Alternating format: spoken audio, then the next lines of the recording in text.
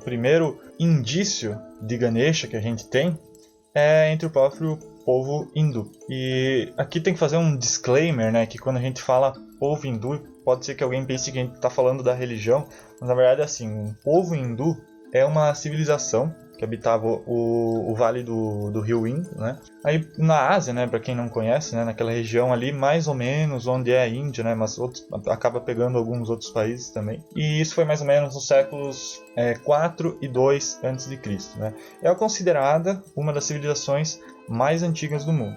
Arqueólogos encontraram em cerâmica, muros, né, dessa civilização, figuras de elefantes.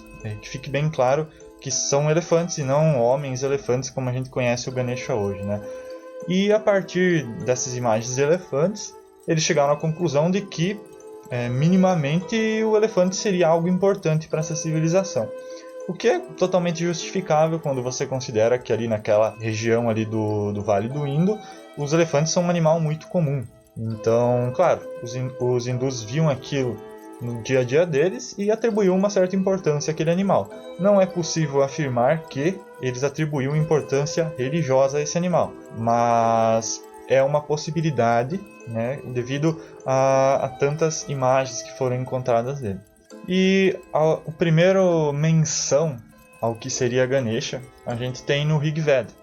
O Rig Veda, para quem não sabe, na verdade os Vedas são praticamente a base da literatura sagrada do hinduísmo, né? A gente tem outros livros que também são considerados sagrados no hinduísmo, mas os Vedas seriam os primeiros e são considerados os mais importantes, né? E o Rig Veda é especificamente o primeiro Veda, né?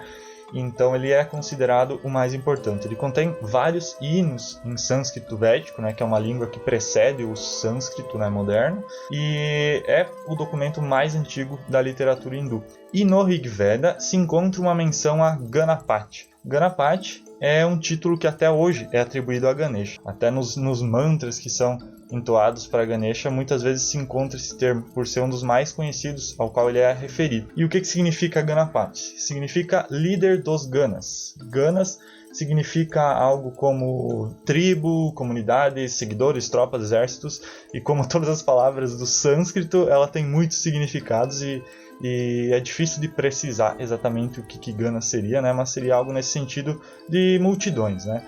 E então, como a gente pode ver, Ganapati não teria nada a ver com Ganesha, né, a princípio. Significaria simplesmente senhor das tropas, líder das tropas, né, coisas do tipo. E Ganesha significa senhor dos Ganas. Aliás, Ganapati significa líder, né?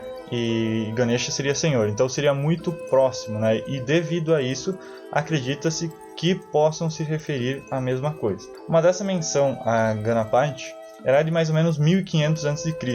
E a palavra Ganesha especificamente só foi aparecer 2000 anos depois e foi num dos Puranas, que também são textos sagrados dos hindus. E aqui a gente já está falando da religião, né? Não mais do povo, né? E quando a gente fala de religião hindu, também outro disclaimer que é importante fazer, como a gente nunca falou muito a fundo sobre hinduísmo aqui no podcast, então acho que é um espaço para a gente abrir algumas coisas que às vezes não fica tão claro para quem é ocidental, né? Hinduísmo em si, ele não é uma religião propriamente dita, né? O hinduísmo, na verdade, é uma junção de sub-religiões, assim, por assim dizer, né? Então, o povo ali daquela região da Ásia, que compreende a Índia e os países ao redor, né? Ou seja, são povos descendentes dos hindus, do povo hindu, né? Eles têm várias religiões que têm características muito similares. Assim como, por exemplo, para nós, a gente pega uma pessoa que é católica e uma pessoa que é evangélica e fala que são cristãos, no hinduísmo acontece a mesma coisa, né? Ele acaba sendo uma denominação genérica para pessoas que praticam sub-religiões, né? De acordo, por exemplo, shivaísmo, brahmanismo e coisas do tipo naquela região. Então chama-se tudo do hinduísmo, que é uma espécie de nós ocidentais resumirmos as crenças daquele povo. E até para diferenciar de crenças que são um pouco mais específicas, como budismo, jainismo, que tem ali naquela região, né? Então, quando a gente fala de livros sagrados dos hindus, a gente está falando de praticamente todos aqueles povos ali, eles consideram esses livros sagrados, né? Algo genérico.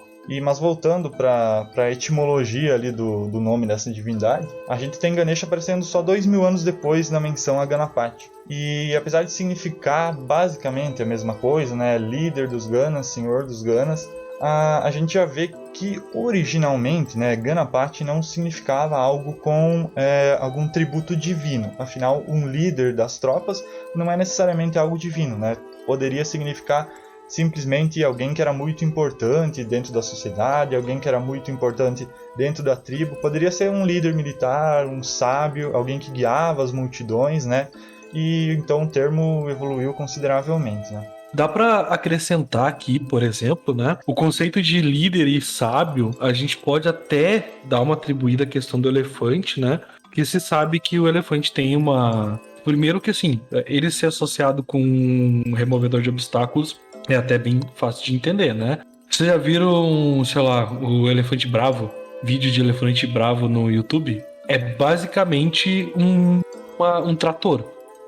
Uma escavadeira, sabe? Sei lá como vocês chamam aí. Mas é um animal que sai patrolando o que tiver na frente. Então, como removedor de obstáculos faz muito sentido. E se tem na cultura popular essa ideia de que o elefante é muito inteligente, né? Então, dá para fazer alguma ligação nesse sentido. A teoria mais popular entre os historiadores de divindades hindus e religiões, né, diz que a associação de Ganesha com o elefante ele tem origem entre os Vinayakas. A primeira menção aos Vinayakas é no Manava, eu vou tentar, gente, Manava Griha Sutras, um manual de rituais caseiros de mais ou menos uns 500 anos antes de Cristo, no qual se refere a eles como 4 espíritos que eram espíritos malignos de florestas, como foi dito antes. Com o tempo, esses Vinayakas se tornaram um Vinayaka só, e esse tinha uma cabeça de elefante, mais ou menos pela época em que os Puranas foram escritos. Ao invés de ser um espírito puramente maligno, o Vinayaka era um espírito de moralidade mista. E os Puranas o associam com Ganesha, o líder dos Ganas. Devido à sua moralidade mista, esse Vinayaka podia tanto colocar como remover obstáculos da vida das pessoas. Geralmente de acordo com a pessoa seguir ou não a vontade dos deuses. Aí eu vou fazer uma... Não é um sincretismo, mas uma comparação, uma mitologia comparada, puxando, né, um pouco pro meu lado aqui a sardinha. Eu noto, já quando a gente começa a chegar nessa parte da origem, né, do simbolismo, do mito, do Ganesha, eu noto uma certa, num primeiro momento, uma certa ideia de trickster, né, justamente por ele ter essa moralidade mista, meio dúbia. Ele podia tanto ajudar quanto atrapalhar. Isso é bem típico de vários dessas entidades tricksters, né? E também eu posso puxar aqui de forma um pouco tosca também uma mitologia comparada com o Exu, né? Que é como a gente vê ele mais para hoje. Então a gente sempre fala que o Exu ele pode ter também uma moralidade mista, né?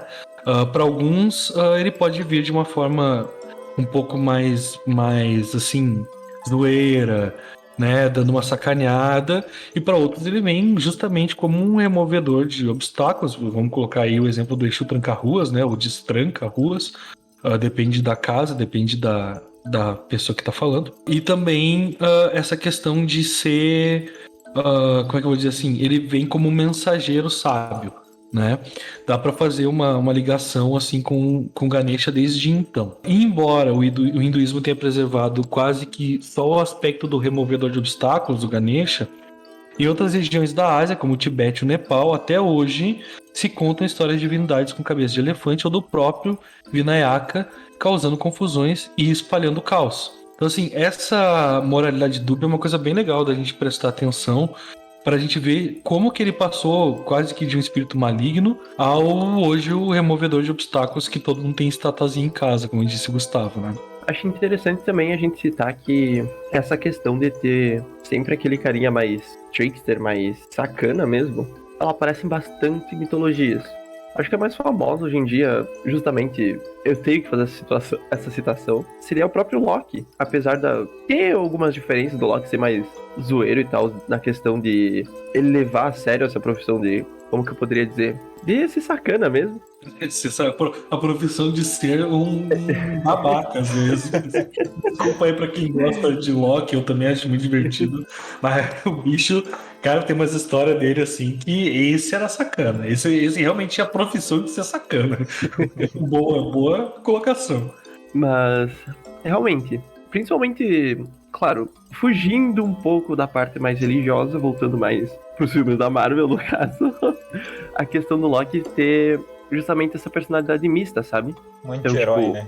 exato. Ele não é o carinha lá que vai chegar e vai falar, calma, tá tudo tranquilo, eu cheguei aqui. Ele vai ser o carinha que justamente, ele dá uma zoada, mas de vez em quando ele é gente boa, sabe? Então, Eu sei que o assunto não é Loki, assim, mas eu preciso colocar aqui, fazer uma colocação rápida. O cara que se transforma numa égua pra fazer o cavalo se interessar e engravidar do cavalo pra atrasar uma obra só pela piada, esse cara merece algum respeito. Mas vamos lá.